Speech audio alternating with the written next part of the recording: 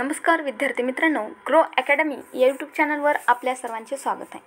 विद्यार्थी मित्रांनो, आज आपण समूहवाचक शब्द पाहणार आहोत। चला तर मग सुरुवात करूया। जर चॅनलवर नवीन असाल तर चॅनलला लाईक, शेअर आणि सबस्क्राइब करायला विसरू नका।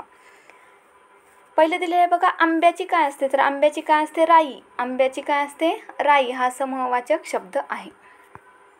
उपकरणांचा संच। उपकरणांचा काय असतो? उपकरणांचा संच असतो। चला पाहूया पुढील। उतारूंची। उतारूंची काय असते? समूहवाचक शब्द काय आहे त्याचा? झुंड। उतारूंची काय असते? झुंड असते। उंटाचा किंवा लमाणांचा। उंटाचा किंवा लमाण्यांचा काय असतो?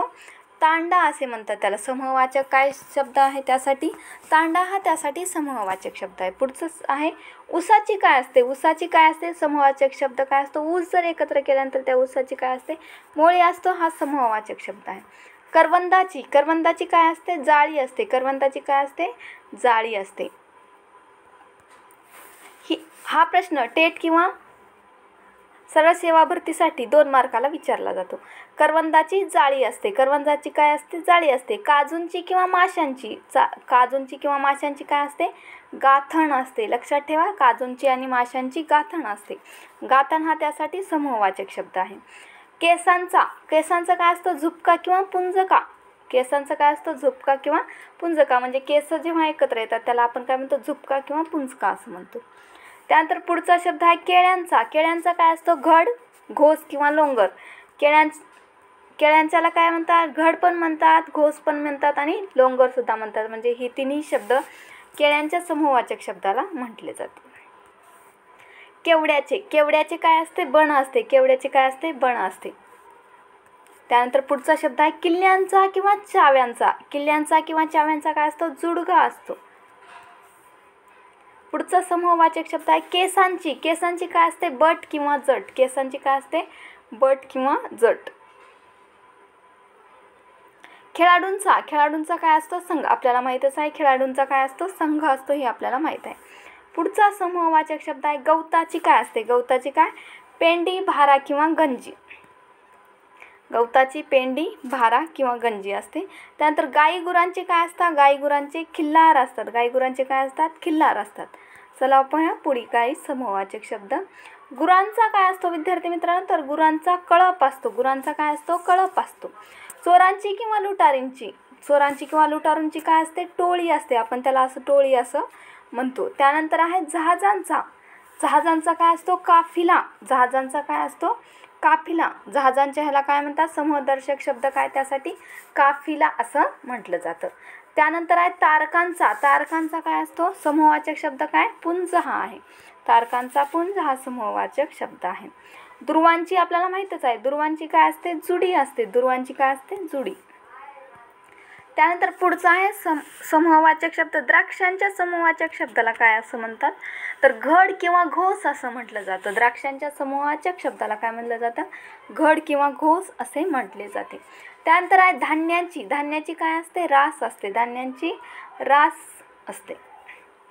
त्यानंतर पुढचा समूहवाचक शब्द आहे नारळांचा। काय असतो? तर नारळांचा काय असतो? ढीग असतो। नारळांचा काय असतो? ढीग असतो। नाण्यांची काय असते? चळत। नाण्यांच्या समूहवाचक शब्दाला काय म्हणतात? चळत असे म्हणतात।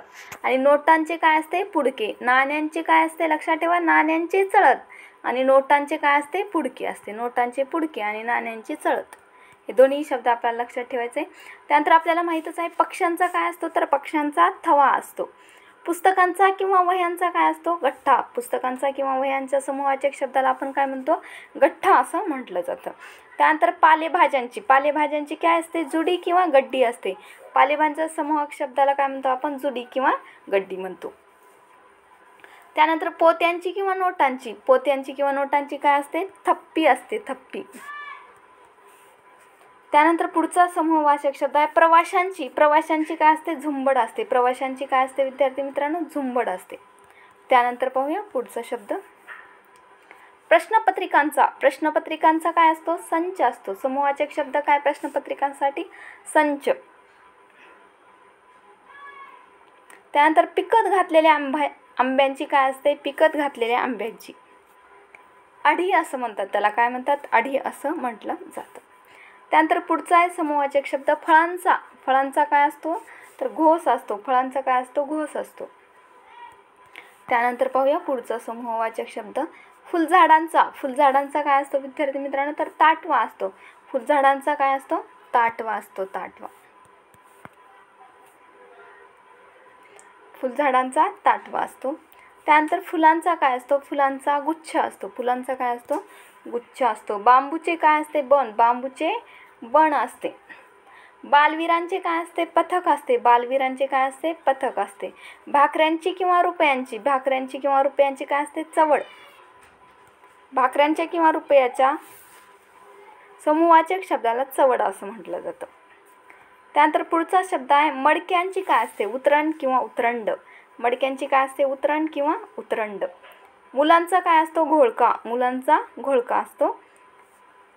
माणसाच्या समूहाच्या शब्दाला गर्दी किंवा जमाव असतात. एकत्र जेव्हा माणसे एकत्रित जमा होतात त्याला काय म्हणतो आपण? गर्दी किंवा जमाव या असे म्हटले जाते. महिलांचे काय असते? महिलांचे मंडळ असते. महिलांचे काय असते? मंडळ म्हणून म्हटलं जातं महिला मंडळ. महिलांचं काय असतं? मंडळ असतं. त्यानंतर यात्रेकरूंची काय असते? जत्रा. जे यात्रेकरू असतात त्यांची काय असते? जत्रा अशी असते. त्यानंतर लाकडांची मोळी. आपल्याला माहीतच आहे लाकडाच्या समूहाच्या शब्दाला काय म्हणतात? मोळी असे म्हटले जाते. आणि लमाणांचा काय असतो? लमाणांचा तांडा. हे झालेलंच आहे. लमाणांचा काय असतो? तांडा असतो.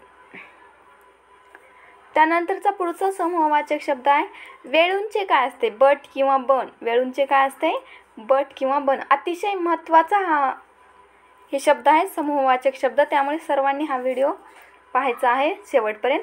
पुढचा आहे विमानांचा काय असतो? विमानांचा ताफा असतो. विमानांचा ताफा असतो. वाद्यांचा काय असतं? वृंद असतं. वाद्यांचं काय असतं? वृंद असतं. त्यानंतर वारकऱ्यांची दिंडी असते. वारकऱ्यांची काय असते? दिंडी असते. वेलीचा काय असतो? कुंज. वेलींचा काय असतो? कुंज. आणि सैनिकांचे काय? पथक, पलटण. पथक किंवा पलटण असा हा समूहवाचक शब्द आहेत. विद्यार्थी मित्रांनो, व्हिडिओ कसा वाटला नक्की कमेंट बॉक्समध्ये कळवा. आणि असेच आमचे नवनवीन व्हिडिओ पाहण्यासाठी आमच्या चॅनलला लाईक, शेअर आणि सबस्क्राईब करायला विसरू नका. धन्यवाद विद्यार्थी मित्रांनो.